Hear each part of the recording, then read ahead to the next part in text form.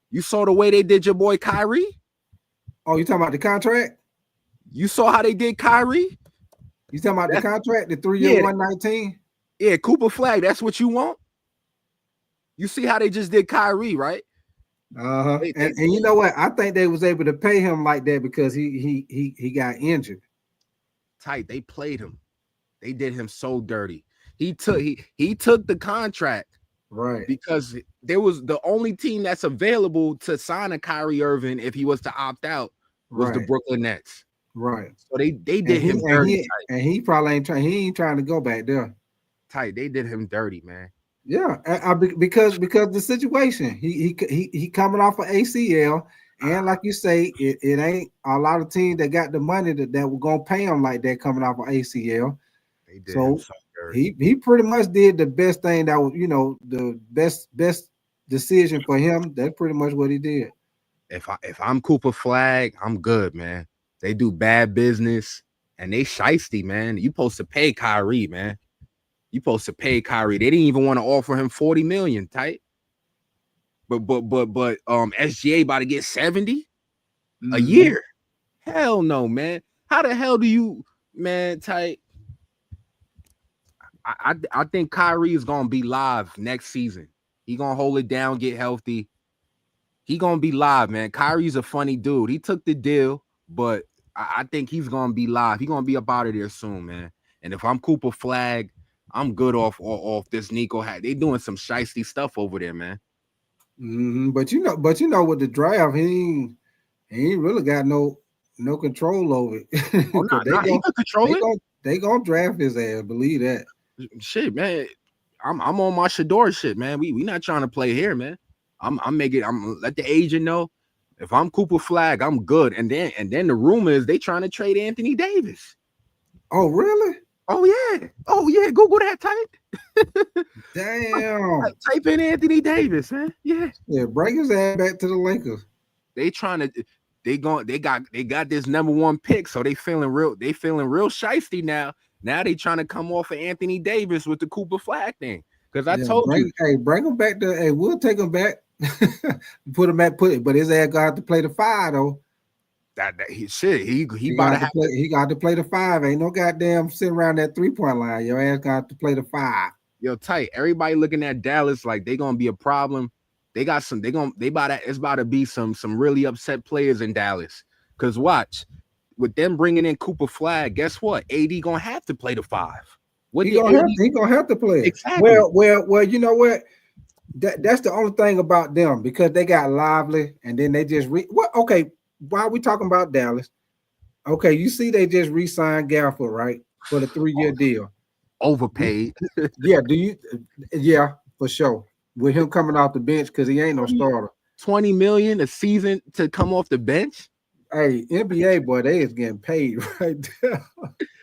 NBA is getting paid, man. But they smart for doing that because they didn't want to lose him for nothing. So they're gonna trade him, but they had to sign him to keep him. So they got because if you don't give him that contract, you lose him for nothing. So they signed him. But I'm sure they're gonna look to get rid of one of these bigs. They got too many bigs right now. Too many bigs. Right. That's why I say. Do you think? Because I did hear something about they might have signed him that 3-year deal because it give them a better option to be able to if they want to trade him. Yeah, for sure. Having a contract. Yeah, you got to sign him so you keep that asset. So now they can still shop and still put him on the market for trade. If I'm the Lakers, I'm gonna spend the block on that. That's gonna be like my last option. 20 million is a little steep, tight. God by the Sean, he said how is almost 40 mil a year a bad deal when he tore when he just tore his ACL, didn't he? Yeah. Was it ACL or Achilles? Yeah. ACL, good body, Sean. Do your research before you start chatting up in here. And he's 33 years old. Yeah, God by the Sean. I think he did. I think he got the best deal for him. I agree with you on that, guy by the Sean, because he coming off an injury. You know what I'm saying? So I think he got the best deal. Kyrie, I mean, should he got paid more money? Yeah. But with him coming off that injury, and like you say, if he went to another team, he wasn't gonna go to no winning team that was gonna, you know what I'm saying? He could have got paid more money, but he wouldn't have went to somewhere where he could have an opportunity to win. Tight. If you look at the market value, what these guys are getting paid, LaMelo Ball is about to get paid $60 million a season. Kyrie is definitely worth at least 45, 50 on an ACL. Come on now. They did Kyrie Irving dirty. They told him he was gonna get paid. They was gonna take care of him. They waited to the last minute and lowballed him. So what the hell was he gonna do? With the Brooklyn Nets only being the team that could sign him. And you know the Brooklyn Nets don't want him, right? Yeah, I know he ain't going. Yeah, you know he ain't trying to go back there. Yeah, they traded Kyrie away. So they did Kyrie bad. If Kyrie would have been able to talk to a few dudes, he would have got paid. I'll tell you that right now. He would have got paid. Somebody else would have took care of him, but all other teams are not live. So he took the deal. It's all right. He took it, but Kyrie a funny nigga, man. I would have paid him his bag because he about to take a little extra time on his injury now. Yeah, because he gonna be back to All-Star. He was supposed to be back January around All-Star. He was supposed to be back January. He gonna take a little extra time off. Oh, watch. They forgot about Kyrie, tight. This is Kyrie's called Mr. Time Off. When that dude is not happy, he gonna miss games. He'll find a reason to miss it. They in trouble, man.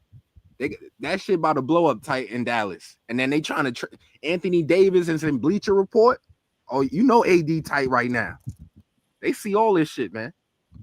Yeah, he bring his ass back to the Lakers. He got to play the 5 though. Nah, we don't want him tight. We good, man. We move on. We good. I'll take him back at the 5 shit. He a shot blocker. Nah, he acted funny with he LeBron. He got to play the 5 though. Ain't no playing the 4. You got to play the 5. 5. But yo, tight. They setting him up to get upset too. Cause watch when they draft Cooper Flag. AD already told them I want to play the 4. They was like, yeah, we got you. We're gonna put you at the 4. We got Lively at the 5. As soon as Cooper pull up, yo, AD, you know you're gonna have to play the 5, right? you can't put Cooper at the 3, man. That's not his spot. He's a 4. Cooper is definitely a 4. If you put him at the 3, he gonna get his ass pickpocket every time with these young guards. He needs to be at the 4, Cooper Flag, or 5. He's not a 3. I did a little research on him. I watched him a little bit. He's not a 3 in today's NBA, man. That's not a good situation for him. His handle ain't that strong to where you could, sneak him at the 3 going up against these wings in the NBA now. That's not gonna be good. So AD about to play the 5, right? He gonna have to. So my question now is, what is Dallas doing with Lively and Galvin? That's why I say they crowded at the big man position. I think even though they signed Galford, I think he's still. I think they both available. He still might be on the move. Nah, fuck Gafford. I think they both available tight. I think Lively's available too now with the Flag coming in. I would love to try to get Lively back with Luka. Yeah, I think they both available tight. I know Dallas, man. They're gonna they want the first round pick, Dalton. They might even ask for Reaves. They're gonna play games with us for a deal. So that's why I'm saying that's gonna be our last resort. So now, I just know for the Lakers, man, that shit getting thin. Yeah, man. Trying to get a big man. Exactly, bro. You lost that shit getting thin, man. Because it's like right now, it ain't shit. It's right now. It's like Nick Claxton. We don't want him. Yeah, Nas Reed, with Minnesota already saying they gonna try to bring him back. We don't want him either, man. For all that, we could have just rocked out with Jackson Haynes. Then you know what I'm saying? Yeah, Miles Turner. The Pacers already said Miles Turner. They making him a first priority to re-sign him. Yeah, we good off that. You can have him. We good. I'm telling you, I told you, tight. The Lakers messed up with the Porzingis, man, because that could have been insurance. Like worst case scenario, Porzingis, we're gonna need you at the 5. I wanted him at our 4. I want him to play our 4. You look at OKC, that's the template for a championship roster. 2 bigs, wing, your 2 spot, and then your star guard. That's the same formula the Lakers need to follow. So you get a 7-2 4 in Porzingis and still get a big shift LeBron back up 6'9" at the 3 spot. LeBron is gonna be big. He's gonna be taking advantage of guys at the 3. 6'9", and now you got Reaves. Look at all the protection they got on defense. So if Luka's not holding shit down, now they got to run into Porzingis and potentially a Galford, right? So now they protected. You don't need Luka to play defense no more now because you got two trees down there with LeBron at the wing. So the Lakers, man, tight. They messed up with the Porzingis, man, for cheap. Yeah. And then you know who really? My thing with Porzingis, man, he just. I mean, he a good player. It's just he injury prone. That's my only thing with him though. Nah, I hear you. But he was available for cheap, tight. That's the only issue. Now, if he was, they did get him for the low. If you saying yo Rashad, I don't. And they added a third team with it, so that made it even easier. They added the third team with it. Exactly. Like if you told me, yo, Rashad, we're not doing Rui in the first round with Dalton, I got you. But bro, we could have threw Maxi Kleber. We got to get off this Maxi Kleber contract. We could have threw him out of there, or you could have fucked around and say, yo, we low key need to get off the Jared Vanderbilt contract. He got 2 more years left on his deal, and the market is dry on Jared Vanderbilt because he can't shoot, he can't score.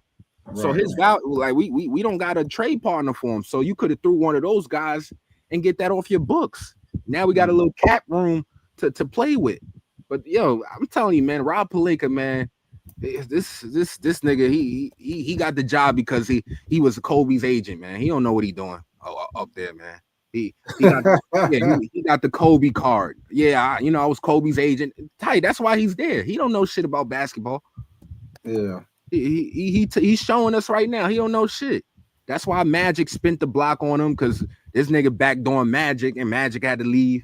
He don't know what he doing, man. He don't know shit about basketball. He don't got no vision. He don't know what he's doing. OKC gave you the template. That's how you need to build your roster. 2 bigs. All right, 3 and D pieces. That's it. Literally 3 and D, 2 bigs. Starting lineup, star play at the top. That's the template. But yo, the Cavs, they gonna regret not getting that KD deal done. Them cheap ass motherfuckers. I didn't even know they were looking at KD, boy. If they would have got him, boy. Cheap ass motherfuckers, because they could have got the deal done, tight. You see all the assets they got, man. They could have got that done. You telling me you wouldn't throw Garland and Mobley in for KD? Yeah. To pair with Donovan Mitchell, Jared Allen, and then Max Strus and all them other guys, they could have got the deal done, or you could have just did it. You could have kept Garland and say, yo, you could have Evan Mobley. That with a Max Strus would have got the deal done in the first. Right. Wow, yo, the Cavs, they damn tight. If they would have got KD, Cavs going to the finals with Mitchell, Garland, Kevin Durant, and then fucking Jared Allen at the 5. A lot of teams are gonna look back at this free agency. They're gonna regret, man, not making things happen, man. They really are. Lakers, Golden State, they're gonna regret not forcing the trade with Kevin Durant. They should have forced that shit. And it's like, yo, we'll figure it out when he get here. Like, we'll make it right. We'll figure it out. You know what I'm saying? Yeah. Now you stuck with Jimmy Butler, man. That ain't it. That ain't it, tight. Jimmy Butler with Steph ain't it, man. They trying to make it work, but it ain't. It's not a natural fit.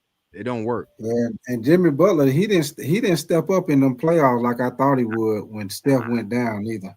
Nah, yeah, he did some Paul George shit. He gave you 17 and he gave you 17 points per game. That's what he did.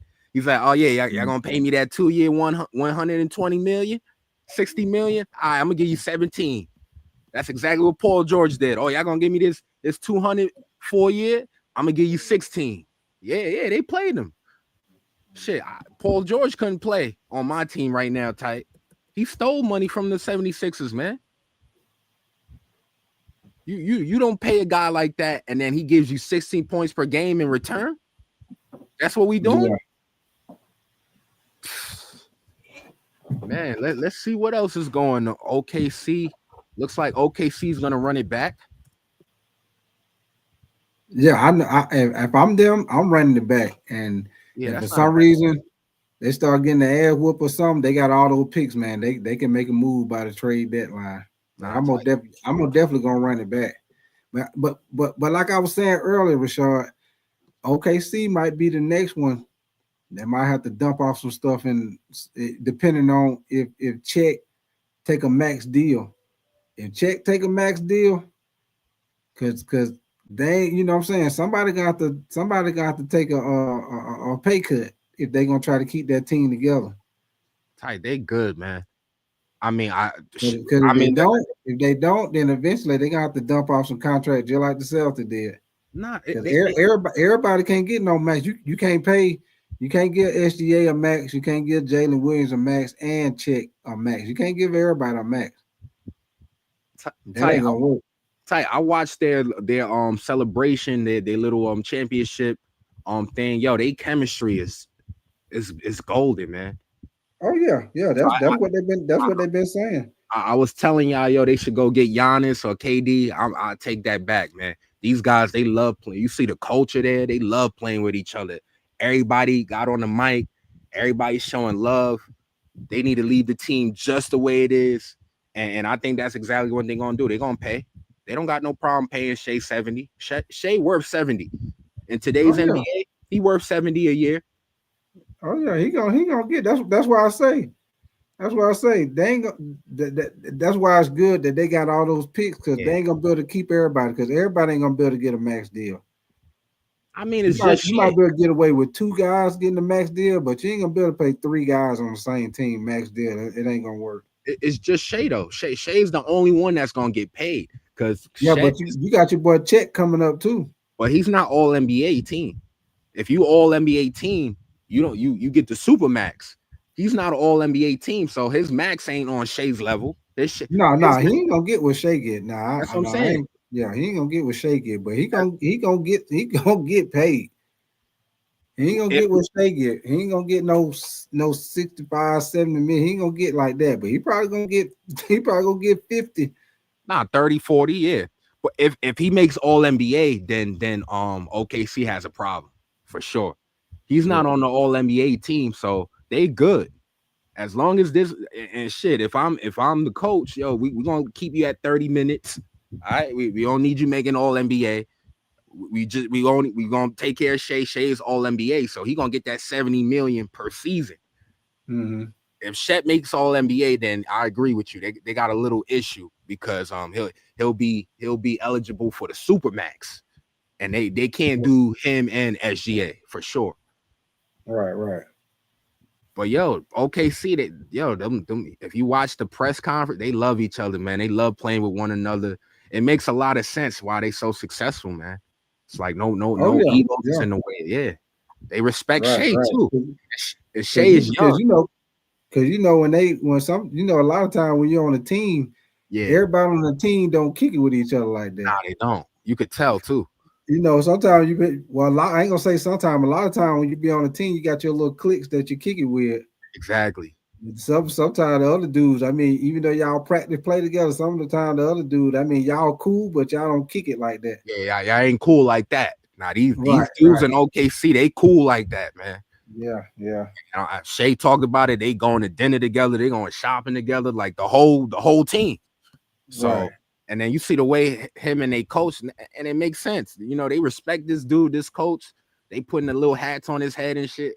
Yo, they got perfect chemistry, man. So if I'm OKC, I might just look at the bench, add a little piece, but everything else, y'all right, man. Leave it alone. Because they've won 60 games the last 3 seasons, man. So OKC ain't going nowhere. But yo, tight. I ain't gonna lie though. I don't think OKC is battle tested yet. I'm not giving them too much credit for that Pacers win, that game 7. Tyrese went down. A few guys ain't show up for the Pacers. If Obi Toppin and Neesmith and Miles Turner, if they just give you 10 points, OKC would have been in trouble that night. I think it was going to end up being a good game, because Halliburton came out hot. He hadn't came out hot like that the whole series, and he came out hot. I mean, he was shooting the 3-pointer. I think if he wouldn't have got hurt, man, that might have been that game might have been a different outcome the way he was hot. But even without Tyrese, your boy Obi had 0. Miles Turner was 6. Man, that wasn't gonna work because he had been playing so good through the series, man, and then your boy just had a disappearing act in Game 7. And then Neesmith with only 3 points. I'm saying if those 3 guys just gave you 5 points extra each, they might not have won that game, man. SGA didn't play. Everybody want to look at the numbers. I love SGA, but he did not play a good Game 7. 2 for 12 from the 3-point line, 8 for 29. Y'all could look at the 30 ball y'all want. I'm looking at efficiency. He played horrible. Yeah, so he did. That's a different game if them 2 guys show up, and they only lost by 12, tight. Mm-hmm. So all you're literally missing 10 points, and Right. that's all be right there. That's a different game. So, OKC, let's in a Game 7, we see their biggest weakness, man. Right. In a Game 7, they don't want to see LA in a Game 7 or Rockets team in a Game 7. Mm-hmm. We learned a little bit about OKC. That pressure is real. They're beatable. If you could force a long series with that team, a Kevin Durant would have knocked out OKC. Trust me. Right. A Kevin Durant type dude or a Steph or LeBron with Luka in a Game 7. Oh yeah. So I'm excited about next season, tight. I'm excited. But our Lakers, man. You said what now? I said I'm excited, but our Lakers, man, I'm hearing so much fuck shit, man. Bam, why the fuck is we worrying about Bam? We don't need Bam. Yeah. Come on, tight. What we doing? Jaren Jackson? Come on, tight. These are expensive bigs. Jaren Jackson getting about 40 a season. We don't need that. For what? That's expensive. We need cheap.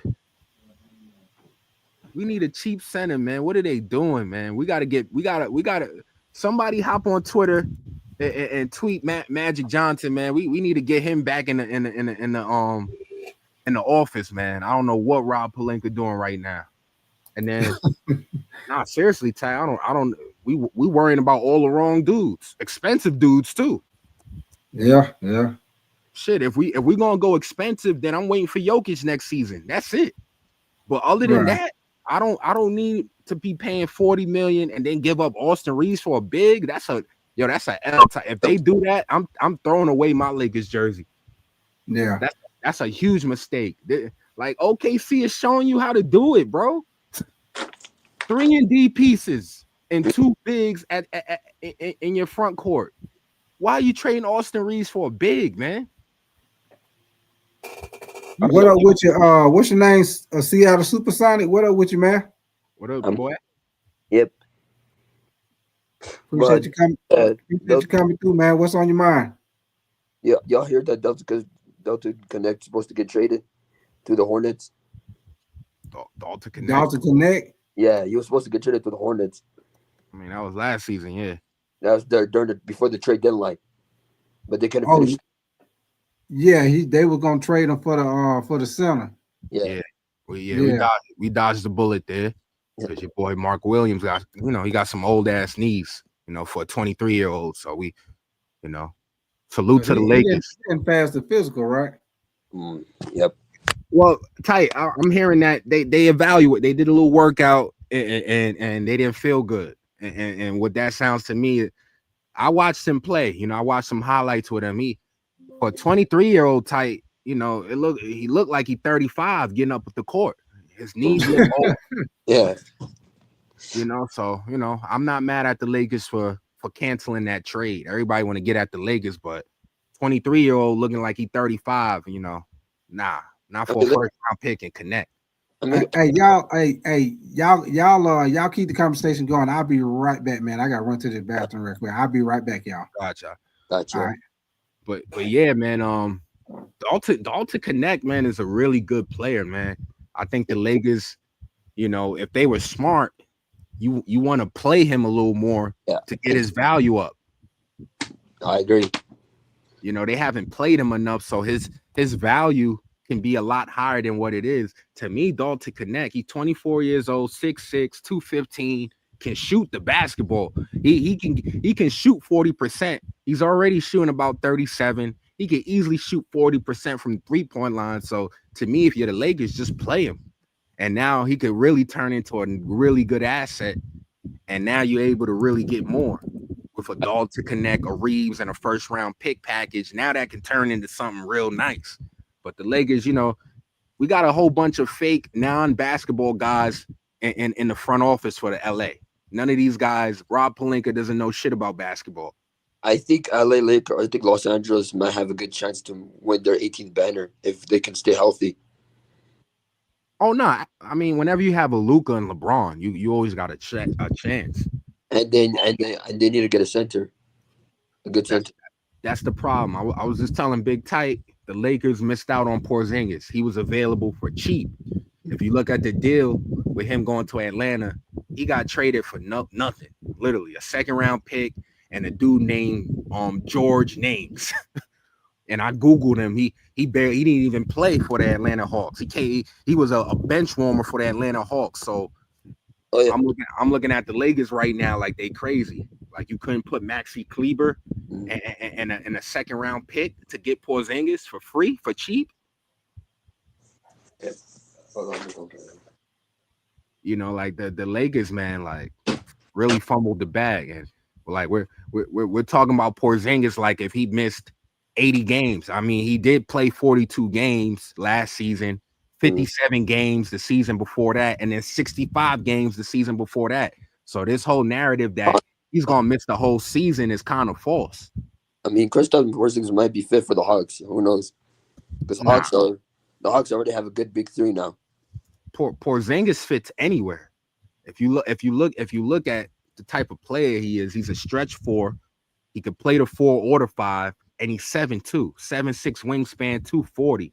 He's like a cheap version of Anthony Davis. And if you ask me, he shoots the ball better than Anthony Davis from the three-point line. And Anthony Davis is shooting at 20% from the three-point line. Porzingis is a 40% three-point shooter. So he has better versions of an Anthony Davis that could have definitely been used on the Lakers. All right. Yeah, I think Lakers just find the center already. Yeah, we'll see who we get. I think the Lakers are gonna end up. He already signed a center since Tuesday. Huh? The guy like Alex Len, that's his name. He signed him a center. Yeah, he's trash though. I mean, he shouldn't even.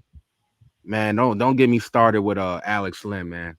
Alex Len shouldn't even be allowed to be on the NBA roster. Yeah, I'm back, y'all. I'm back. What up with you, Drew Miller, man? Appreciate you coming through. He said Rockets gonna be damn dangerous with KD. Appreciate you coming through, Drew Miller. What's your name? John Carlos. Appreciate you coming through, man. Wondering what up with you, man? Me, I kind of disagree with the guy he's saying. I mean, if KD can stay healthy, then yes, the Rockets could definitely make it through the playoffs. But if not, because KD get injured like last season too, because the Suns didn't make it to the postseason last season. Well, Durant. Let me say this about this Sun. I'm about the Rockets because I was kind of a little cold feet on them. He's in good hands. He's going to a team that got good structure, good culture.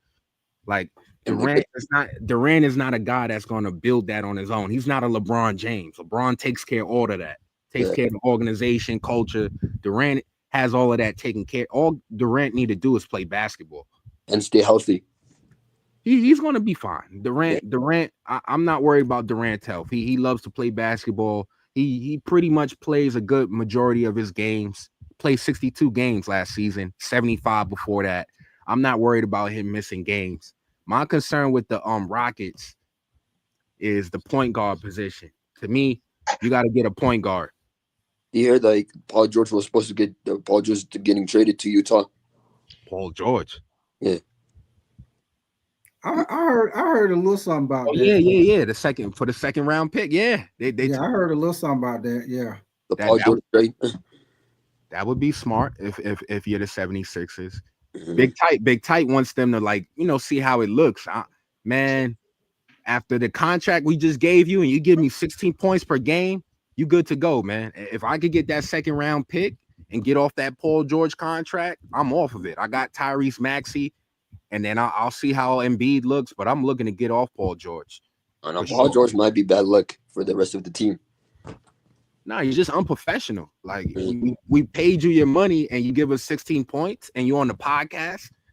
Shit like that is like, nah, we good, man.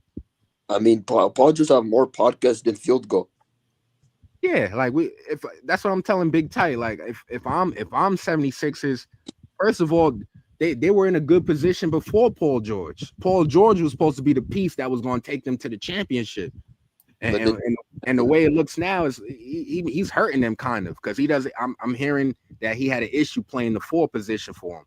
So if I'm the 76ers, I'm looking to get off Paul George and I'll just go back to Tyrese and Maxey and maybe you get a Dylan Brooks type piece. That can help. I think Dylan Brooks is a more valuable player than a Paul George. If you ask me, what you think, Ty? What up with your edge, man? Appreciate you coming through. What up with you, man? Not much, good. Not much, fellas. How y'all doing tonight? We're doing great. Everything good. What's on your mind? Yo, Edge, what you feel about what I just said? I think Dylan Brooks is a more valuable player than Paul George. What you think? Yeah. I can definitely say that. Didn't Dylan Brooks trying to fight like Draymond Green? Like Draymond Green and Dylan Brooks hate each other? I think that was more for show. But Dylan Brooks, if you look, first of all, elite defensive player, and you need a bad guy like him. That's why I'm kind of disappointed at the Rockets for not keeping him. You need somebody that's not scared to get at your best player. He's gonna be all up in their face. He's gonna do all the dirty work. Yeah, and everybody needs all that. But here's the thing, though, with how the NBA is constructed, they're trying to phase out that intimidator, the floor general. You know what I'm saying? Like the guy that sets the tone and everything like that, man. That because they want these guys to set the tone for like their skills, their playmaking ability, they shot and stuff like that. They don't want to have guys do the whole Dennis Rodman thing. Which trust me, I'll be happy to take a Dennis Rodman type anytime, any day of the week. And twice on Sundays. I mean, Dylan Brooks ain't that wild. He's willing to go the extra mile. He's willing to take some techs and take those fines. He's willing to guard your best player and get up all in their face. And he's a culture setter. Like, you can't play around Dylan Brooks and be a loser and do the shit Paul George was doing. Like, oh no. Just trying to get injuries. But the thing with Paul George is like you could tell where his heart is at. He's not about championships. You can't tell me that. Nobody can tell me Paul George is about championships. How the hell you on a podcast and your team is trying to make the play-in? Well, here's the thing, though. Here's the thing, and I guess we all can agree on this. In the bubble wise, especially when the Clippers they were right there. It just died out. Unless it's honestly be saying with the Clippers on that run, that was that one and only shot for Paul George and Kawhi to go ahead and get that championship. But then they just didn't do it. But Ed, they wasn't gonna beat the Lakers. We was waiting for them. Oh, I know. We was waiting for them. And don't give me twisted, bro. I wanted to see that matchup. I really wanted to see that matchup. They were scared. Just like I wanted to see the matchup between Kobe and LeBron in the finals. Oh yeah, that would have been nice. Because that's the that would have erased a lot of LeBron would have took care of it. He would have showed all of y'all about who he is, man. I don't know about that with that Lakers team that Kobe had. I don't know, bro. I don't know. I wish LeBron would have ran into Kobe in the finals for sure. Spurs are going to be good next year. They're going to be like one of the good teams next year. Like the Spurs might make it to the playoffs next season if Wemby can stay healthy. If Wemby can stay healthy, I think they'll get in there.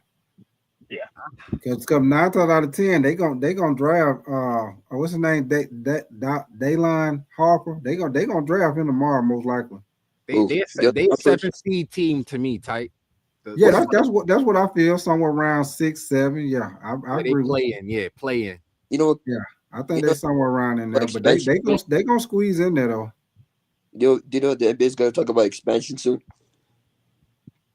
Yeah, I think it'll be in Vegas and probably Seattle. What I'm thinking. I mean, there's other cities like Vancouver, Montreal, San Diego. Nah, Yeah. man. I think more likely. I know one of them gonna be Vegas for a fact. That's I bad. know That's Seattle bad has for good the plan. Lakers, man. I mean, that's bad for the NBA, man. You already got these small market teams complaining about LA and Boston. Large market.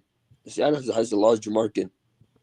That's what I'm saying, though. If a lot of teams are already complaining about the Lakers always getting talent in Miami and the Celtics, so to add a Vegas market into the equation where players definitely would love to play at, I don't know how that really helps the league in the problem they having right now. So they gonna be there because ain't they moving the baseball team there too? Yeah, I think the baseball. Yeah. So they already got the football, the baseball team going there. They just need a basketball. Ain't it the Oakland A's going there? Yeah, the Oakland A's are going there. Yeah, so it ain't nothing but a matter of time before they get the NBA team. They already got a WNBA team. Yeah, they got the Aces. Yeah, that. Yeah, the Oakland A's. It ain't nothing but a matter of time before they get that NBA team. They already do the summer league there. Yeah, I know, but Seattle might have a good chance too because they already have an NBA team before in the 60s and the 70s. They won a championship too. Yo, tight. I'm the report is on Bleacher Report that Luka has lost a significant amount of weight. They saying he was 260 in the season last season. They're saying right now he's around 215. Who, Luka? Yeah. Yeah, I heard they say he slammed down because they say he playing in some league, the Europe League or something coming up this summer. He playing in that. Nah, but tight. They're saying that there's reports that he's 215 from 260. Yeah, that's small, right? He might be not got too small now. Nah, that's perfect, tight. Hey, 215. Ain't he like 6'8" though? Exactly. Ain't he like 6'8", 6'9"? Hey, like yo, 6'8". fuck that, yo. Pictures, or it ain't real. I don't believe that. I don't believe that bullshit. I believe it. For me, I don't. I gotta see it. Listen, when I see shit on Bleacher and Yahoo, I know it's official. And don't get it twisted. I know it'll be official too, but I need to see pictures. I need to see legit like before and after pictures. They're saying he's on a strict weight diet. He's on a strict diet, which makes sense. I mean, you're making all that money. You can hire a chef to make you some healthy, exactly, and still taste well. Mm-hmm. So the Lakers, man, y'all sleeping on LA. If Luka is 215, I mean the Lakers are going to the championship, man. That's what I've been calling for Luka to lose or about 150 to 40 pounds or 150. Hey, Bashay, on some real shit, I really do gotta ask you a question, man. So with the buyout and everything of the franchise, $10 billion. Hey, congratulations on that.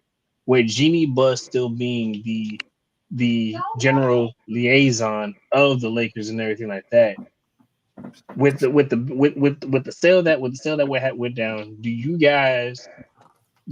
you see a thing to where you got all this big time money, your guys gonna go out and actually get players? I'm not talking about like a player here, a player there. I'm talking about like big names, man, big names that will make a difference.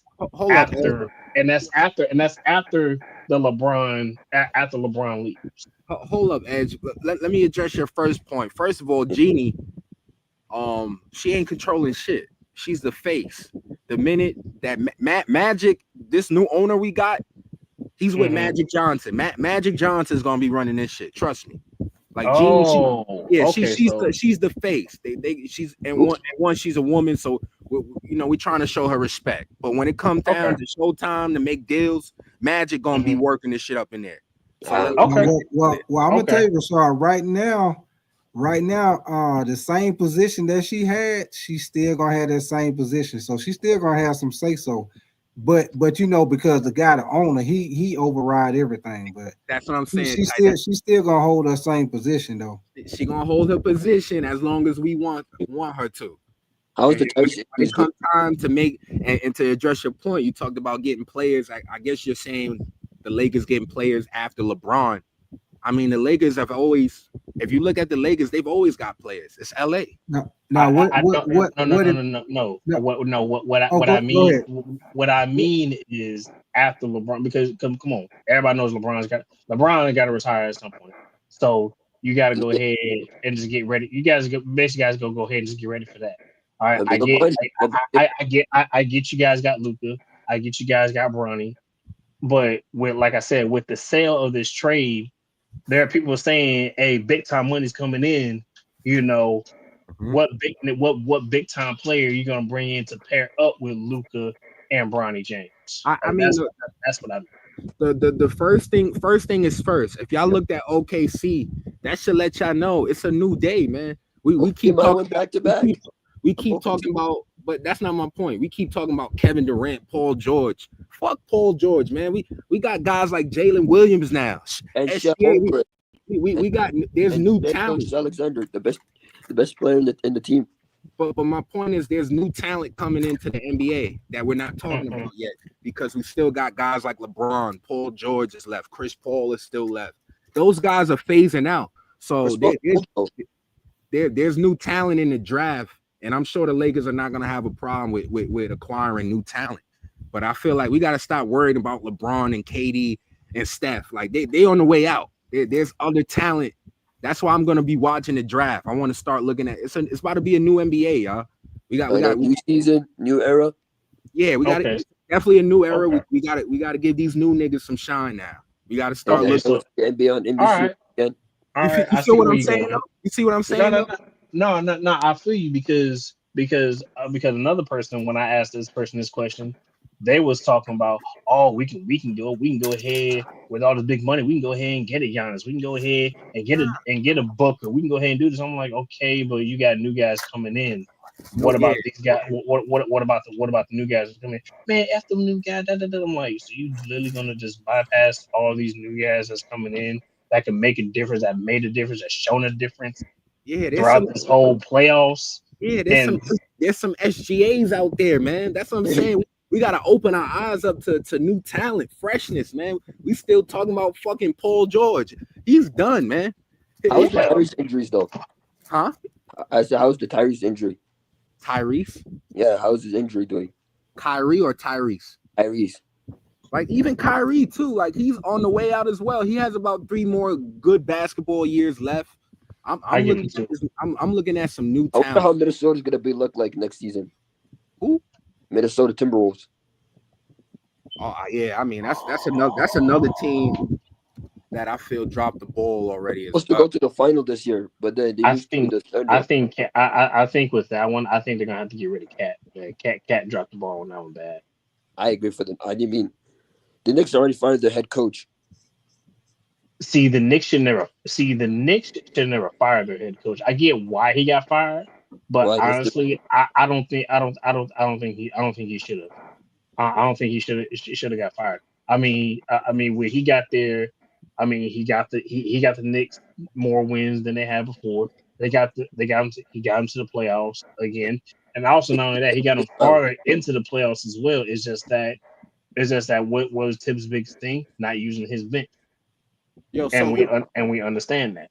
I want to ask y'all a question. Who y'all got coming out the East?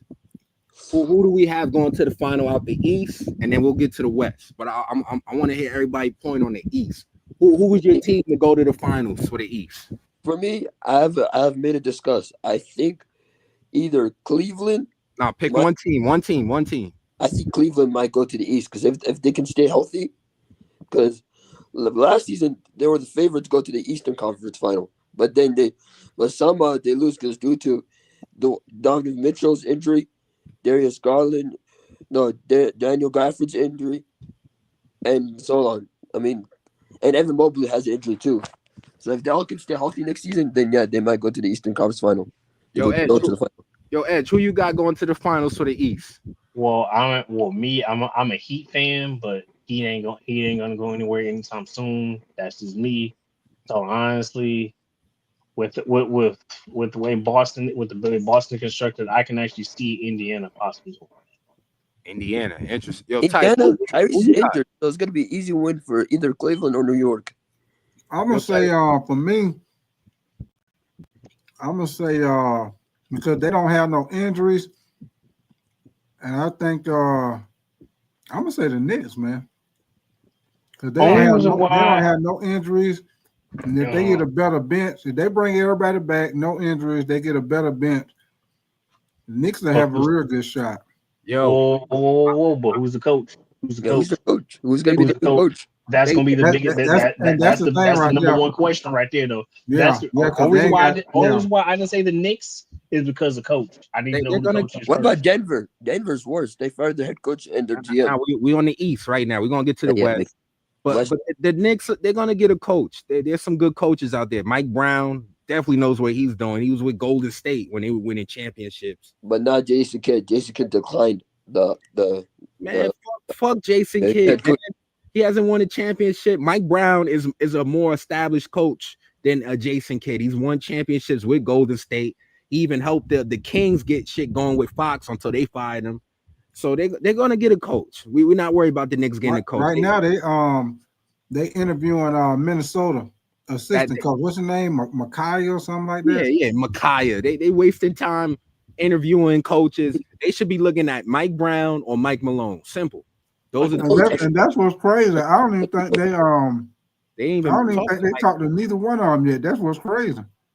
Yo, personally, I think Mike Malone dubbed that shit. That's how I'm looking at that situation. I think I'm good off that. He waiting on something else. And Mike Malone is smart for that. Didn't Dallas block or like denied the Knicks from interviewing freaking Jason Kidd anyways? They did, but if you look at Jason Kidd, one, he hasn't. Usually the coaches do the contract extension. He hasn't got extended yet. So there's some fishy going on with Dallas right now. And his right hand man just left.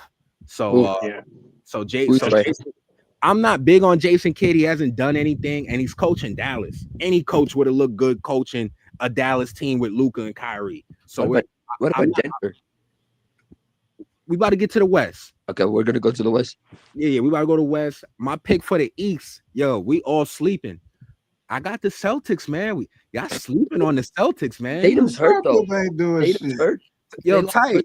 Wait, come on. No. I agree. Yeah, I agree because just because freaking Tatum is hurt, just because Tatum is hurt and Jrue Holiday is gone, Jaylen Brown can run that team by himself, honestly. Because remember, there's been time where they were talking about freaking is it Tatum or is it Brown for a little while before they won that title. Now you missing it. You missing it, Edge. I got the Celtics for other reasons. Fuck Jaylen Brown. Like, what's the reason? I got you. They just got rid of Jrue Holiday. They turned that into Simmons.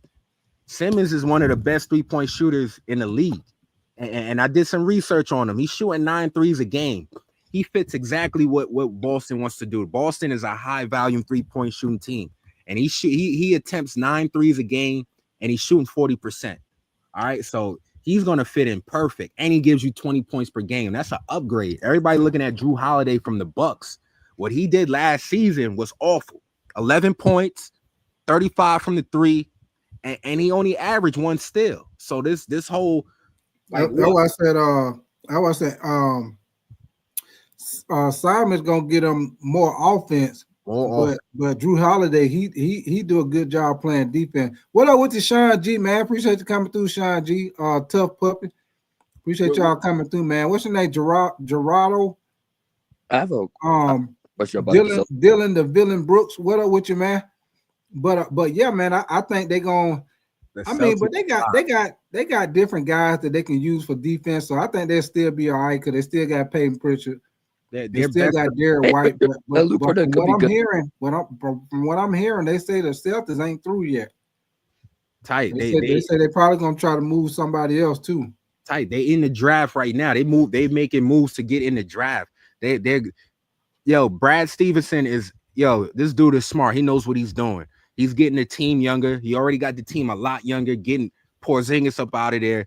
He brought in Simmons. They got picks to play with, and they're about to did we forget about Peyton Pritchard for the Celtics? That dude can ball. That was I was just talking about Peyton Pritchard, yeah. Bro, they about to the Celtics are good. And if you look at it, there's only 3 teams that's live in the East. The Pacers without Tyrese is just not gonna work. They're not gonna even win lose the first round.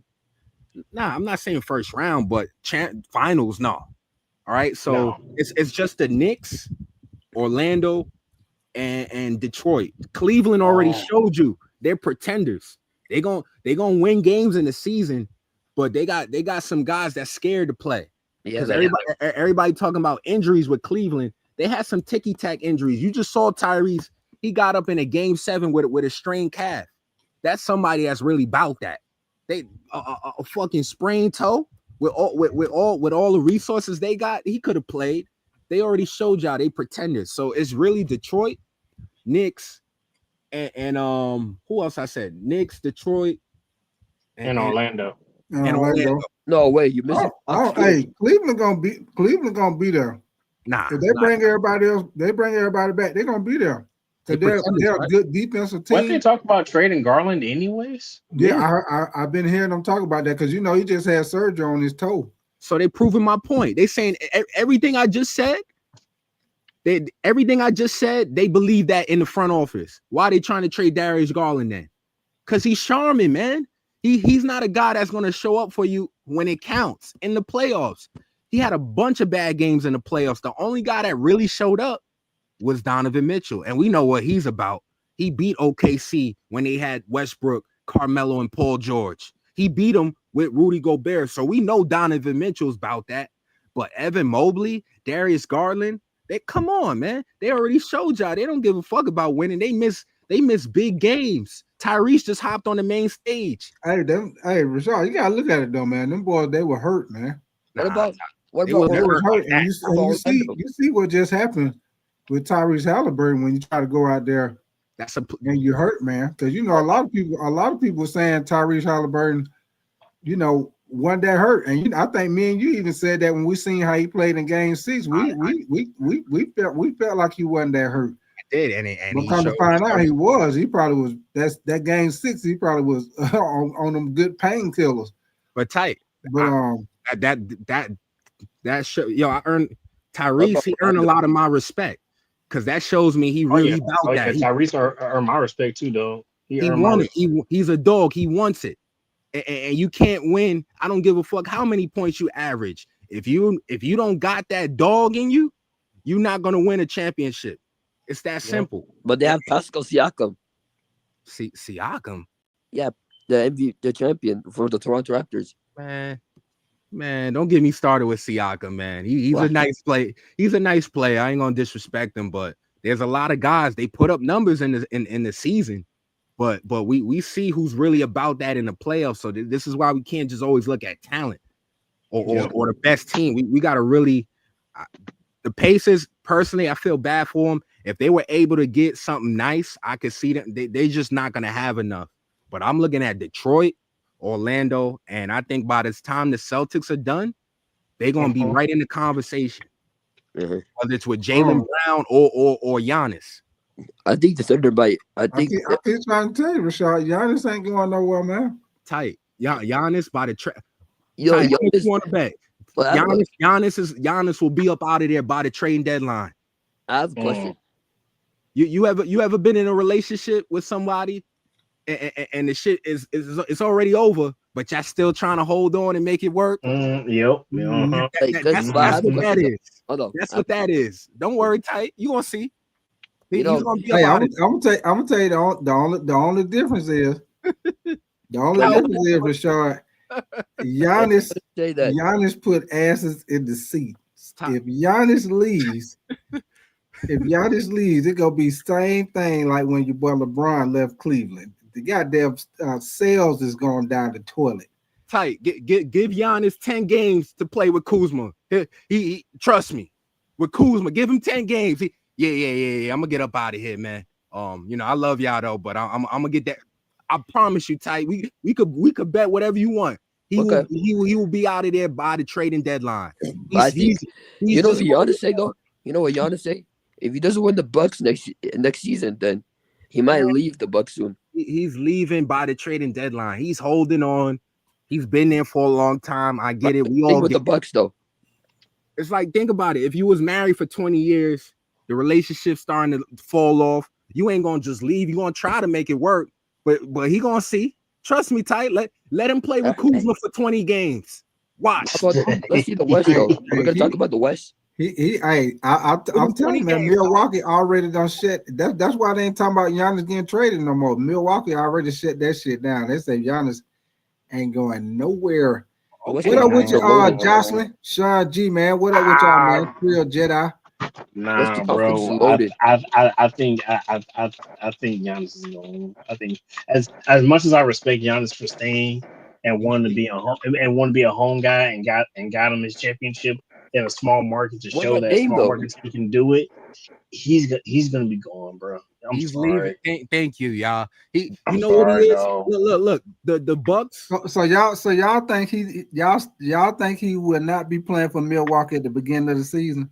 No, I think if he leave,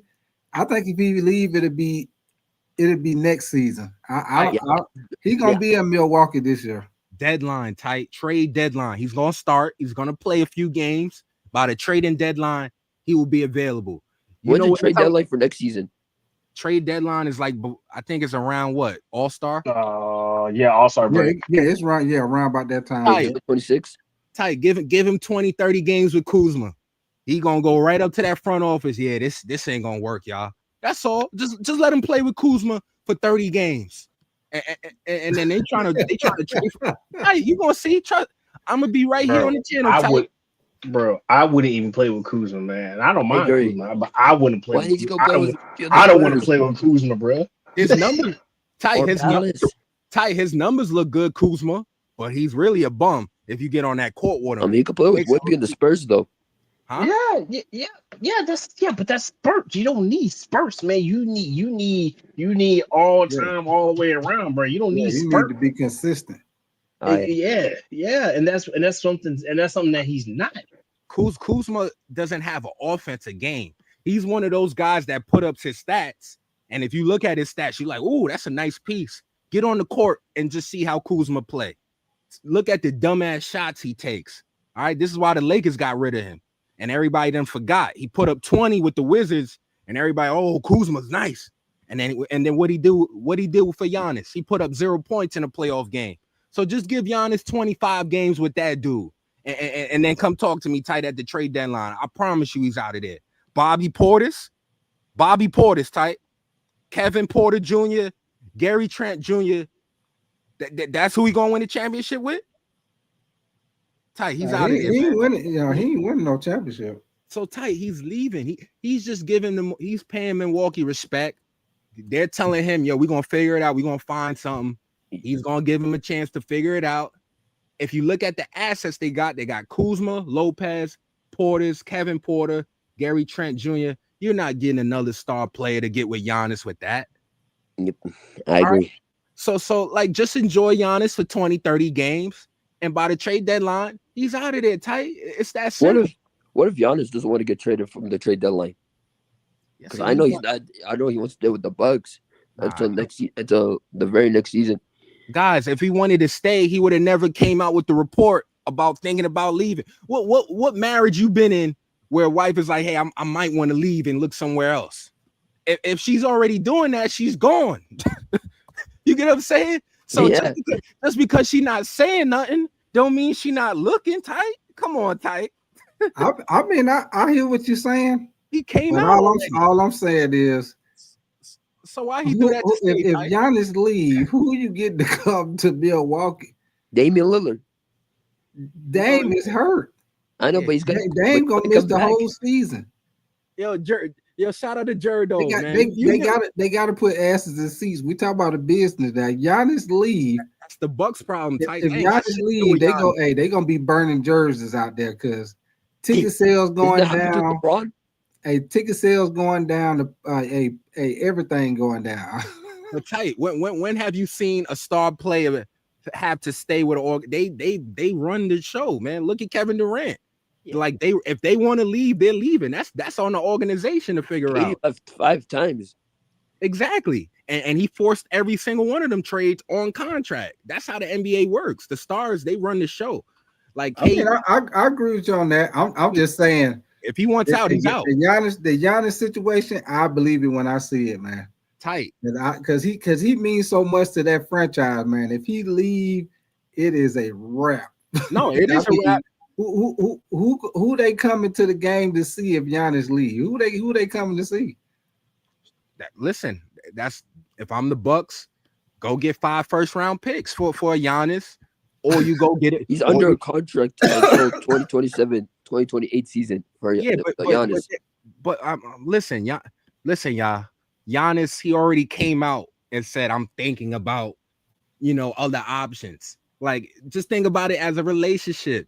If somebody says that, and just because they quiet, that don't mean they don't want to leave. All right, he's showing them respect. He's been there for a long time. He was in the relationship for a long time. He's still looking at LA. He's still looking at Kevin Durant just going to the Rockets. Give him 30 games with Kuzma. He'll be out of there, man. Come on, y'all. It's like he's doing some. It's like he's doing speed dating and everything. Rashad, I agree with you. I agree with you because that ain't gonna work unless they bring somebody, unless they make some type of move to bring somebody in there to help them. But they don't have any assets. It's just my thing. When you look at it as a business, if Giannis leave, they is done, man. I mean, Milwaukee is already a small market team. So if Giannis leave, Dame hurt, he out for the season. Who the fuck the fans coming to pay to see? They ain't coming. Nobody. Ain't nobody there. Nobody. But that's I ain't gonna see nobody. But with Giannis everything going down. Parking lot pay going down. Concession stand pay, jersey, TV, everything going down the drain if Giannis leave. Ain't nobody who they paid to come see. Ain't nobody. But tight, they done. That's the same thing with Ja Morant in Memphis. If Ja Morant leave Memphis, who the fuck they coming to see? But tight, the Bucks, they done now with Giannis. There's no Damian Lillard. So they done, but at least they still got motherfuckers coming to the game because of Giannis. Tight. I'm looking at it as the business aspect. So you looking at it as I understand, but as an owner, if I'm an owner, we already a small market team, and I'm gonna let Giannis walk out the door. Tight. And we ain't got nobody to put asses in the seat. I could see if Dame was healthy, if Dame time was healthy. Yeah, but Dame out for the season. You let Giannis go, boy. It'd be like COVID. It'd be like that. It'd be like they playing basketball during COVID. But emptied in the motherfucker. Hey, you see like on them old Clint Eastwood movies, they had them dust balls be rolling down in the little towns. Yeah, you gonna have them little dust balls and everything rolling down. And ain't nobody gonna be at the game. Let me ask you something real quick. I mean, Detroit already have a good superstar like Kate Cunningham.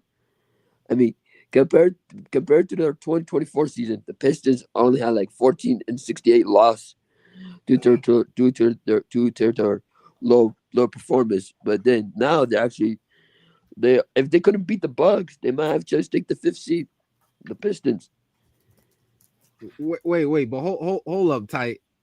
With the Bucks, I could just beat the Bucks, the Pistons. But yeah, the Bucks is we understand that. The Bucks, I'm looking at it from business too, tight. They're gonna struggle to sell tickets with Giannis right now without Dame.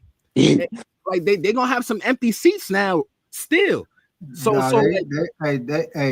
you see them games? Tight. Did you see them games when Dame left them games? They were still full because Giannis put the asses in the seats. That was tight. How many times have Giannis lost the first round though? Tight season. They're gonna struggle to sell tickets with Giannis. Giannis ain't Steph. Hey, all I say, I'm not gonna say it won't happen because I don't know, I don't know, but all I'm saying is if they do trade him, whoever they get back in the trade, it better be somebody. Jaylen Brown. It better be somebody who can put some asses in the seats. That's all I'm saying. Or they could get someone from the West. Jaylen Brown. Jaylen Brown. Yep. I've been calling. I'm gonna keep calling it because I see it. I see it coming already. Brown's not getting traded. Brown's not getting traded. Why would Tom? Yeah, let's talk. I'm here. Let's talk about this. Why would traded? Okay, Boston. Okay, Tatum is gone. Mm-hmm. They just dropped Jrue Holiday to get him off their books they get him off his books for the cheap because he was holding a lot of money, which was a smart thing to do. Correct. Why in God's name would they drop Jaylen Brown off like that? Yeah. For what reason? You want me to, let me know when you want me to answer. I got you. I'm listening. Like why? Like that's like Brown's good. He won a championship with the Boston. Bro, and not only that, he was Finals MVP. Yeah. So you falling for that too? Okay. Let me know when you're ready for me to respond. I'll explain it to you. Go ahead. I gotta hear this, bro. I gotta hear this. Ty, you heard that Finals MVP because Andre Iguodala was a Finals MVP. Are we gonna sit here and act like he that dude? And Curry got robbed. Who you talking about, Rashad?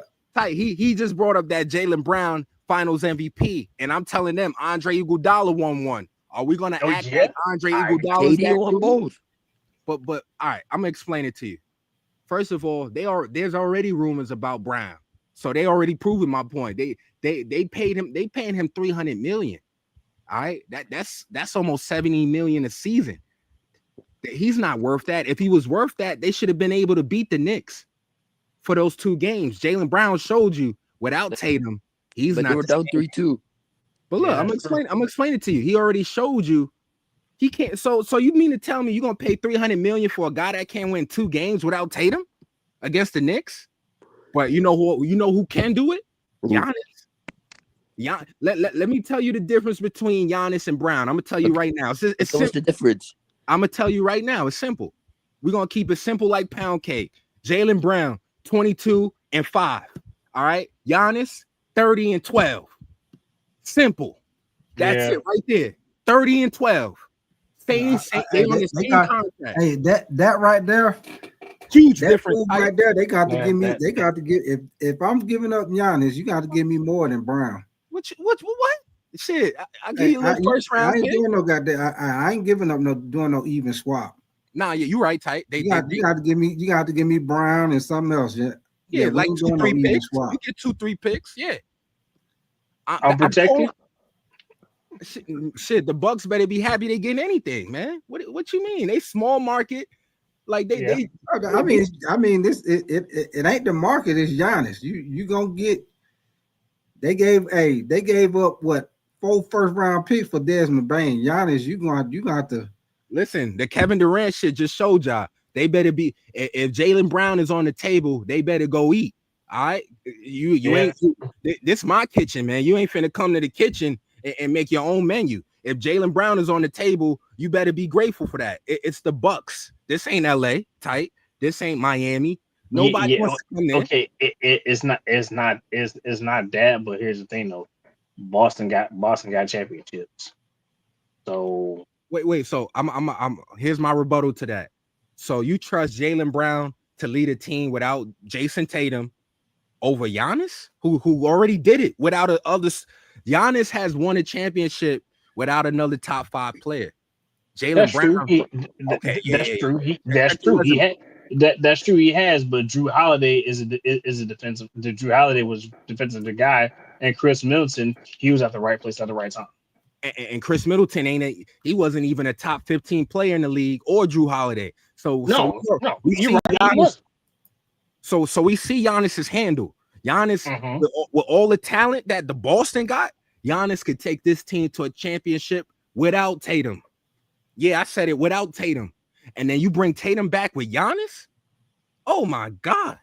That now we really talking. But Giannis could fuck around and win it by his damn self.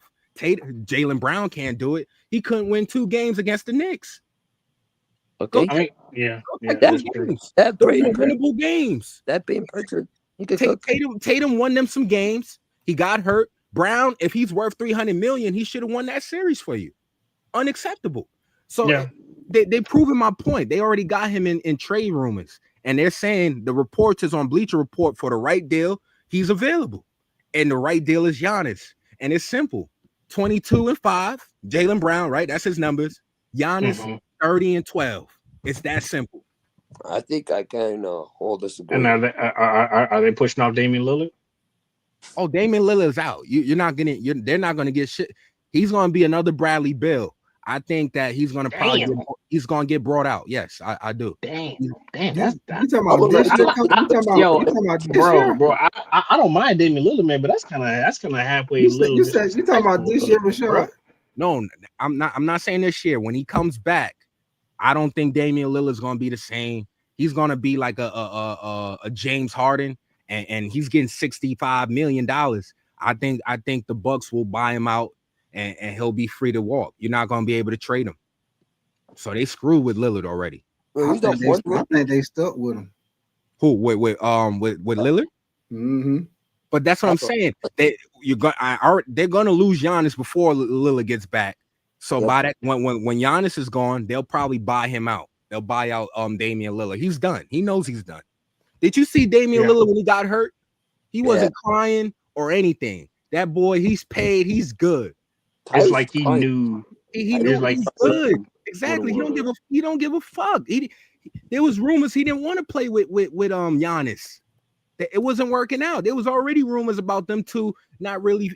He wanted to go to the Knicks. Damian Lillard. Well, I knew him and Giannis. I knew him and Giannis wasn't going to fit. Yeah, that was already Dame time is ball dominant like a motherfucker, and Giannis is too.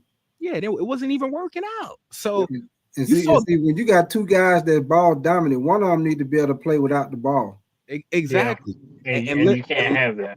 And Lillard wanted to go to Miami. He didn't want to go to the Bucks. The Bucks ended up getting the deal done.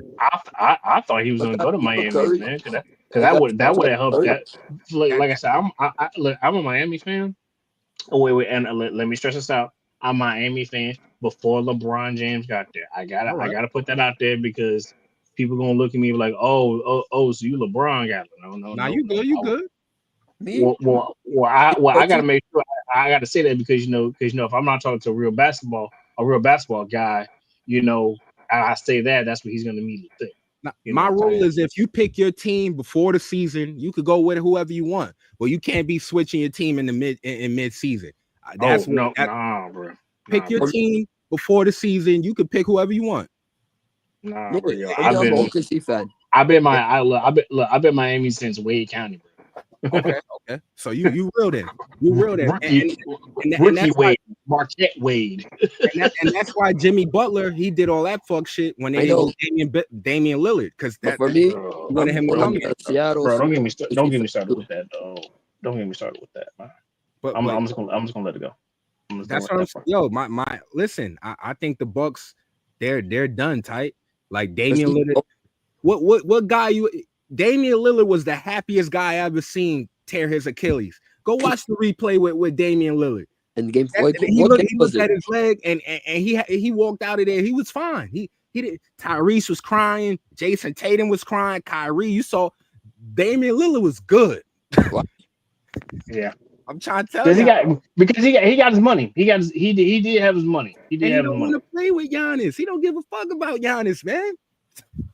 Shit, he didn't want to go there. He wanted to go to the Knicks or Miami. That's where he was trying to go. It was supposed to be Miami. That's what it was supposed to be. Yo, tight. Could you imagine Damian Lillard with the Knicks? He's returning to the next season playoffs. Damian Lillard instead of Bronson. No, with Brunson. Research. Lillard and Brunson together? Tight. It was supposed to be. No. Go check the reports. It was supposed to be with Brunson. No, I don't. I kind of disagree. Them together, I don't know how that'll be. Yeah, Bronson through these playoffs where I got to see the Knicks play more. Bronson ball dominant like a mother. I mean, your boy be having tunnel vision like hell, man. I told listen, What none of he y'all be having tunnel vision, man. Well, I have a question. Half the time he ain't passing the ball unless he got to. I've been told about that boy. For me, as an OKC fan, I kind of disagree with what you guys said. But I mean, Damian Lillard on the Bucks with Giannis might be a good duo. Wait, what you said? I say that I'm an OKC fan though because I know that Dame and Giannis might be a good duo because I want to see them in the finals facing against OKC. Nah, the Bucks is not. Nah, Dame, Giannis, it didn't work. We saw that before they even played together. It wasn't gonna work. I mean, Damian Lillard, he didn't want to go there. Like he wasn't. The Bucks wasn't even in his list. It was Miami, the Knicks. Stephen A. was up there trying to make. Washington? Who did Washington have? Washington. Yeah. Now we don't talk about Washington on this channel, man. And plus not only that, you got to remember Giannis and Dame only played about a max 15, 20 games together max. Yeah, because he didn't want to. Man, like Giannis personally, I could believe the hype. Giannis is a different breed. Like he's not finna go out there like Durant, soft ass, and ask for trades. Like no. But he's trying to make it work. But he's gonna be out of there by the deadline. If you look at the Bucks, they don't have no assets to even get anything to help Giannis out. You got fucking Kuzma, blonde hair ass one day, blue hair one day. I mean, come on now, right? You want to talk about championship? He looking up to Dennis Rodman, man. He said he want to talk about championships or fashion statement. Yeah, he worrying about the color of his hair type more than his offensive game. So come on, man. Don't Giannis not going anywhere. Giannis not going anywhere. Yo, where would y'all want to see Giannis go? If he want to get his trade? Spurs. Yeah. With one man, hey, Giannis ain't going nowhere. I keep telling you that. But wait, tight. Hypothetically, because we clearly disagree, and we gonna see. I'm gonna be on the channel. If Giannis does leave, where would you like to see him go? Probably the Spurs or Dallas. I'd rather see the Spurs. But I can see the Spurs or Houston. Houston, they got Kevin Durant. I mean, KD and Giannis might be a good duo. Nah. Hell no. We gotta put. Listen, we're not doing 2K. He goes somewhere. He gonna come to the Lakers when LeBron league.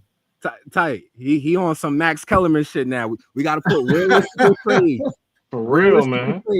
Kevin Durant. They went with Kevin Durant instead of Giannis. So pick another team other than the Rockets. Supersonic. Then the Spurs. All right, you got the Spurs. Tight. You said Lakers. Yeah, I say Lakers won LeBron league. Nah. Yeah. It's hard to. I ain't gonna disrespect that. I want something else other than Giannis. If I'm the Lakers, I want something a little. Because Ty, think about it. He's gonna be on the older end by the time that even happens. He ain't. LeBron probably he gonna play maybe one more year. But tight. One, maybe two. By that time, Giannis gonna be about 32. I want something fresh. He's still gonna be straight. Nah. That's gonna give you a 5-year window. Nah, I need something. Nah, tight. That's what I'm saying. I'm not disrespecting. I you know what? With the situation with Giannis, man, that's one of them situations where I believe it when I see it. Okay. Because I just say, people like him, people like Ja Morant. I mean, I know it's rumors out there, but if them dudes lead them cities, man, those are very small market teams. If they lead them cities, man, I just don't know how they supposed to be putting asses in seats, man. That's just my thing, man. They was putting asses in seats before Giannis. Who was there before Giannis? They'll be all right, tight. You got a whole draft full of 200 players. Giannis wasn't even a star before when he came to the Bucks. They put him on. They developed him. Giannis was a bum. Right. But I'm saying it's different when you got somebody like that, and then that's just like Kobe being with the Lakers, and then all of a sudden, Kobe was Kobe leave. That's just like all of a sudden Kobe leave the Lakers back when they had Kwame Brown and Smush Parker, all the motherfuckers that Kobe leave. Hey, big tight. They fucked. If you leave, you fuck. It's a wrap. That's what I'm saying. Go to the draft. Get 5 first-round picks for him. Get some nice pieces. But why try to force the situation? The situation, they're gonna struggle selling tickets regardless. Tight. All them seats ain't gonna be filled with Giannis. Yeah, I promise you that. Hey, you seen them games after Dame got hurt? But that's the playoffs. Playoffs is different. I'm talking about season. They're gonna have trouble selling all them seats in the season with just Giannis. Ain't nobody looking to check out the Bucks for just Giannis and Kuzma with blue hair and red one day. Tight, come on. The playoffs. People want to buy tickets in the playoffs because they know these are more meaningful games. But season, they're gonna struggle to sell tickets. And respect to Giannis, but he's not Steph or LeBron. Since when? No, he's not. LeBron and Steph sell tickets. Yeah, that's true. That's true. But Giannis can still be that. But Giannis is still a dominant force. He can sell tickets. What I'm trying to tell y'all is Steph and LeBron. That's a whole different level. You can get rid of Luka. LeBron. I think LeBron's still top 3 jerseys still. No, Luka has the highest selling jersey right now. Right, but what I'm trying to tell you is LeBron was doing this before Luka came.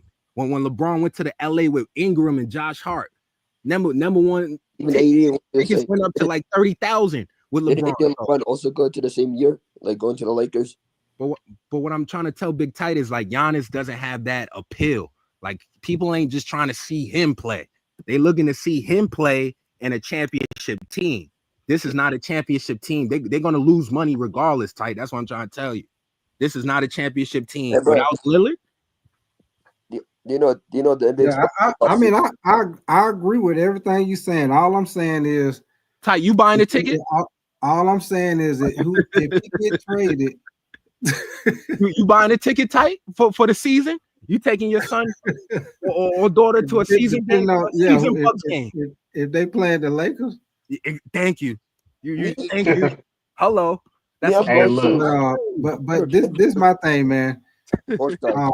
I mean, anything is possible. So all I say is, if they do trade him, it better be somebody coming back in return. That's all I'm saying. Ooh, Wemby? Yo, hell no. Wemby ain't going nowhere. Wemby ain't going nowhere, bro. Yeah, Wemby ain't going nowhere. You tripping now. What's this like Giannis and what's this affection with Giannis going to the Spurs? That's a horrible fit with Wemby and Giannis. A lot of people were saying that because of how the way because it's gonna help out with Wemby at the 5, and then Giannis can play the 4. Like they don't even fit each other, man. Like they don't, but it's kind of I guess they're seeing it as a way that because they're from the same country. I want to see them play together. That don't work. Possibly, but at the same time, I guess they're seeing it as a way that Giannis can get Wemby going, in the right direction and everything like that. Ain't the 90s, man. That's not going to work at all. Giannis playing with Wemby and Fox. Hello? Yeah, what's up, bro? Oh, can you hear me? Yeah, we can hear you, Supersonic. Okay. So what I'm saying that about the whole Giannis thing, I might probably go to Denver's Laker game soon. Okay, that's what's up, But you ain't going to a Bucks game, right? No, hell no. All right. Yo, Tight. I'm trying to tell you, with Giannis, they not gonna sell tickets, man. I'm trying to tell you. You answered my question already. Are you? I just said if Giannis do get traded, because anything is possible. All I'm saying is it better be something coming back in return. That's all I'm saying.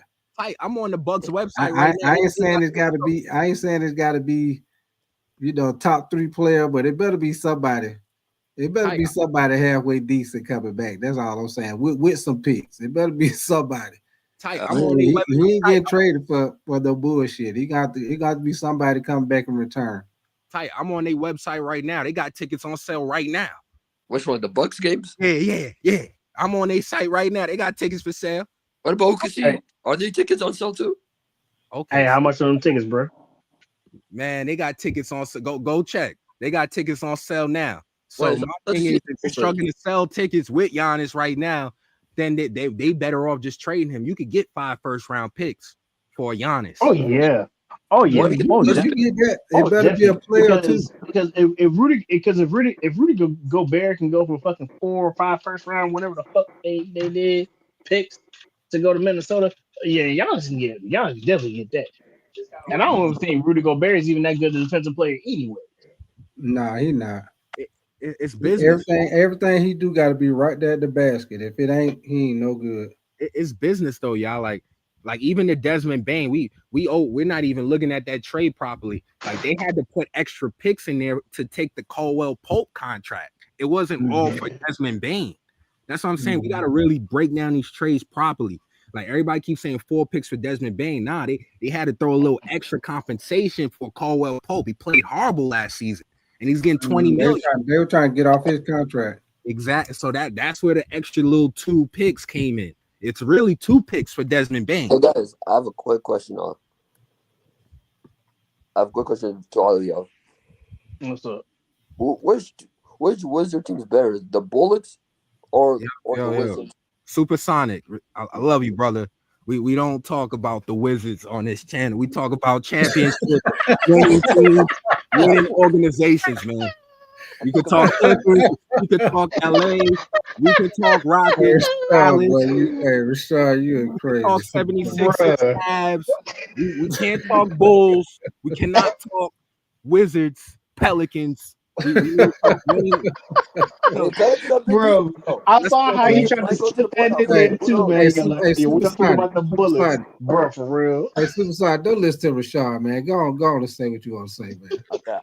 Don't let Rashad tell you what to do. Go on, what you want to say, man. I'm saying because for the Lakers, I think the only one way for the Lakers to get the 18th banner is to get a good rebuild, get a couple of the young guys from the draft, and yeah. Yo, Supersonic, I love you, man. What was your question again, man? Oh yeah. Before I said, which team is better, Wizards or Bullets? Oh man, I'll let y'all answer that, man. I haven't watched the Wizards in years. I can't. You said which team was better? That what you say, Supersonic? I'm gonna answer your question, man. Don't listen to Rashad. You say what'd you say? I'm saying which is better, Wizards or Bullets? Bullets. The Wizards or the Bullets? You talking about the Wizards when they had George Mirison? Yeah, the prime Wizards. Yeah. Nah, yeah. Now they was balling now.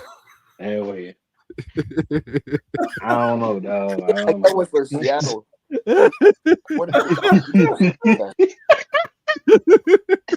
Yo, I respect it's all good, brother. It's all love, man. That was a long time ago. Yeah, dog. But he's talking about the good old days, man. He's talking about the good old days, man. And I respect that. I respect that. The Wizards shouldn't even be on TV. Why? They on TV? Or you probably gotta go on League Pass. I'm gonna answer your question, man. I say, yeah, when they had Gary Payton and Sean Kemp, yeah, I say, yeah, the Sonics. But they might, if they return though, they might have to give up the 1979 championship banner and their retired jersey back to Seattle, because they have only if Seattle gets a team back, the Supersonics, then OKC might have to give up the 1979 championship banner. Okay. Yo, Ty, you see what B Good just wrote? What's that? He wrote Giannis was 8 most popular players to see. Okay. I mean, yeah, that's what I'm saying. Yo, be good. You got to tune in earlier so you could get all the details. I never said Giannis. Nobody wants to see Giannis, but he's not on Steph and LeBron level. Yeah. Yo, I'm gonna be real. No, let's keep it funky. People want to see Kyrie more than Giannis. Am I lying? No, you're not, because Kyrie got them handles, man. Kyrie got handles, and everybody want to see Kyrie do something bad to somebody on the court, man. They want to see that. They want to see that crossover, man. Yeah. They want to see that. Yo, what Rick Ross said, be good. It's levels to this. It's levels to this, man. So Giannis, yeah, he's cool to watch, but he ain't Steph, LeBron, or Kyrie. Those 3 guys that I just named is box office. Like you go to different countries or states to go see those dudes play. If you in Milwaukee and the tickets is on sale, you probably go see a Bucks game, right? You know what I'm saying? But you gonna go see LeBron play. You gonna make that happen. You gonna pay that little extra 100 or 2, you know, to go see LeBron and Steph. Hold on. Has Aaron Rodgers even been to a Bucks game? Never been to a Bucks game? I mean, I never been to the Bucks game. Who, Aaron Rodgers? Yeah, I mean, Green Bay and Green Bay and Milwaukee was like right there. You know, Aaron Rodgers went to the Steelers though. Yeah. He went to Steelers. I don't worry about it. Since you just brought up Aaron Rodgers, Ty, you see what that what came out. So Aaron Rodgers, he gets signed, and his first comment is to say they asked him a question about retirement. He's like, "I'm pretty sure this is it." Are you serious? I mean, technically, they should drop his ass right now, Ty. They should release him right now. Well, you know that was already a possibility that he. Bro, that's gonna be a possibility, my dog. But you don't say that in training camp, man. Nah, you don't. No, you don't. They should release him right now. I don't think you know the NFL. Their contracts ain't guaranteed. I would release his ass right now. Are you serious, man? You can't they ain't gonna do that. If you release him right now, who you gonna play? Mason Rudolph, man? Yep. Because you're not gonna win with Aaron Rodgers. No. Tight. What you think they doing with Aaron Rodgers? I'll listen. It's gonna be better than Mason Rudolph. Sorry ass. So I'm gonna ask you again. Where are they going with Aaron Rodgers? Nowhere. They're gonna be. I'm put it like this because, you know, I said this when they got him because Pittsburgh been having a problem with their offensive line. Okay. Which the same thing which was the same problem with the Jets. They had a problem with their offensive line. So this is my thing. If the thing gonna work regardless, because they got the defense gonna keep them in the game regardless. Okay. So and they're gonna have the running game with the running back Warren. They're gonna have the running game. This is my thing. If the offensive line is upgraded, I have to look at what all they did. But if they upgraded that offensive line and they can give Aaron Rodgers time, I think Aaron Rodgers can make the throws he need to make. But if they putting pressure in his face like he was getting pressure in his face with the Jets, that's gonna be a problem. Yeah, but you know the problem is Big Tight. Who else is he going to throw to besides DK? Tight. Come on, Tight. Didn't they get somebody else? Don't they got who the other receiver? They got a little young dude they had. Pickens, right? Not Pickens. No, not Pickens. They got a little young receiver. Damn. Last year he had a couple of good games. Last year I forgot his name. But Tight, it don't even matter. This nigga had Devontae Adams. He had, like, how much more talent do you need? He couldn't even make that work. They was dropping passes with him. This what I'm saying. This what I was saying last year. If the Jets was a 7-on-7 team, they'll be on and popping. But you can't forget about the fat boys. I mean, you can have all the skill positions you want, but if the fat boys ain't blocking, you ain't doing a damn thing. All right, we gotta stop hanging on to Aaron Rodgers, man. It's been time. Now don't get me wrong. I'm not saying Aaron Rodgers gonna come out there and be like how he was for the Packers, because that Aaron Rodgers, that ain't no more. It's been. But I feel like if they can protect him, that's my main thing. They got to protect him because Pittsburgh offensive line been shaky. So if they can't protect him, then I believe he can keep them in the game. I'm not saying he gonna look like Green Bay, but that defense gonna keep Pittsburgh in the game. So if he just don't turn over the ball and make the throws they need to make, they gonna be in games because of that damn defense. But like I said, my key to their team is the fucking offensive line. If they upgraded that offensive line, they gonna be all right. If that offensive line look like I've been looking, they in trouble because he can't move like he used to. It showed that with the Jets.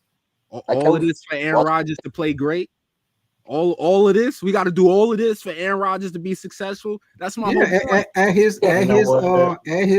Where he at right now in his career, yeah. I thought he was Tom Brady. Tom Brady ain't all of this movement. Tom Brady. It ain't that many. It ain't no Tom Brady's. See, Tom Brady, LeBron. See, them guys took care of their body when they.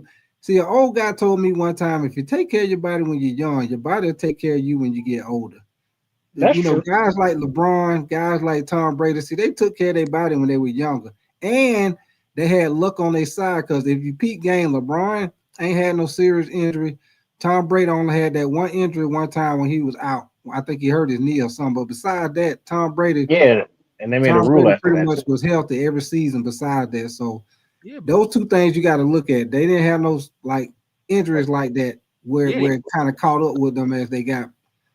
But they putting in the work though, tight. Aaron Rodgers, this motherfucker can't make mini camp. He missing mini camp every season. So, so you ain't gonna be Tom Brady. Yeah, don't make it sound like it's God. And that's why if it was Tom Brady gonna be there. Tom Brady putting in, you know what I'm saying? He putting in the work. That's what I'm saying. That's what separates some guys. Some guys don't put in that work like that.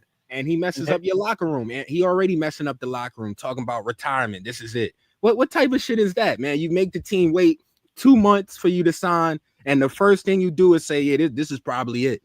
Like you messing up the locker room. Well, here's my final take on this, guy. I got to ready for the bed. I got to work in the morning. Yeah, I was just about to say the same thing. With Pittsburgh, if I was Pittsburgh, I would not waited for Aaron Rodgers. I would have just went ahead and just drafted Shedeur Sanders and just kept the push. I agree. Why did they pass on Shedeur Sanders? I agree with you. That's what I would have did the same thing. When he was sitting right there, they should have took him and just got him in the third or fourth round. Just ate it.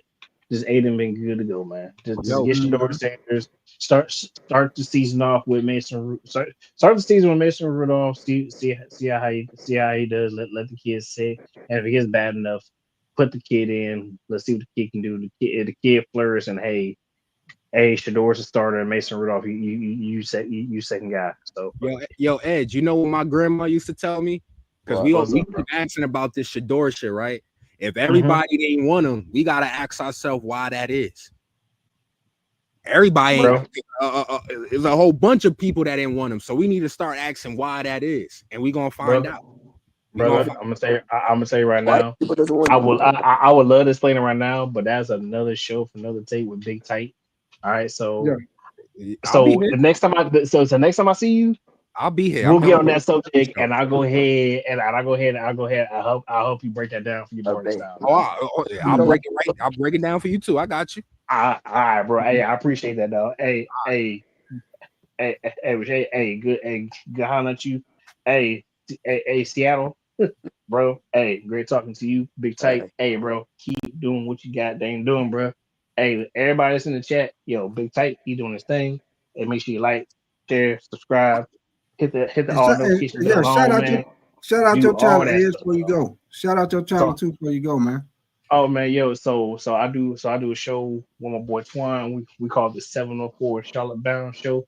Hey, we talk all Carolina Panthers football all day, all the time. Look, come on through. We got other mini shows. I got my own miniature show. Underneath that show is called A Word Edgewise. Hey, come through. Hey, I got some topics for you guys, all right?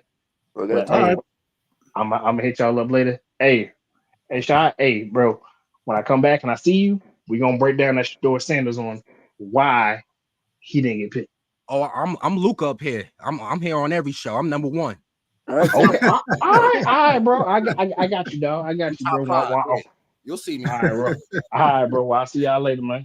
All right, man. Get your mind all right, Tight. I'm out of here, man. Oh, yeah. I appreciate you, Rashard. Supersonic, man. Appreciate all y'all. Edge. Yes, sir, man. All right. Good talking to you, Supersonic. Are you gonna disagree? All right. All right, man. We about to get ready to get up out of here, man. I appreciate all y'all coming in here, kicking it with me, man. Be good. Hey, we about to get out of here, but be good. I'll be back in here tomorrow night. So if you want to come up here and holler at me tomorrow night, we on and popping. Be good. Appreciate you coming through, Mick Swagger. What's your name? Jerdo? Is it Jerdo? Appreciate your comments, man. We about to get ready to get up out of here, man. Y'all keep your notification bell on, man. We'll be on tomorrow night for the NBA draft. So, hey, appreciate y'all coming through here, kicking it with me. And we is outie. Fight outie. I appreciate you, OKC Thunder, man. I'm gonna holler at you, man. Appreciate you, brother. You say what time are you gonna stream? OKC Thunder. I think the NBA draft, if I'm not mistaken, OKC Thunder, I think it start up at 8:00 tomorrow. I'm gonna double check that, but I think it start up at 8. So it'll probably be around about 8 when I come on. If I get here from work earlier, I might go on early. If I get here before 8, I'll probably come on earlier. But if not, it'll probably be around about 8:00. But just you say 6 p.m. for you. Okay, that's what's up, OKC Thunder. Because I'm on OKC Thunder. I'm on Eastern time.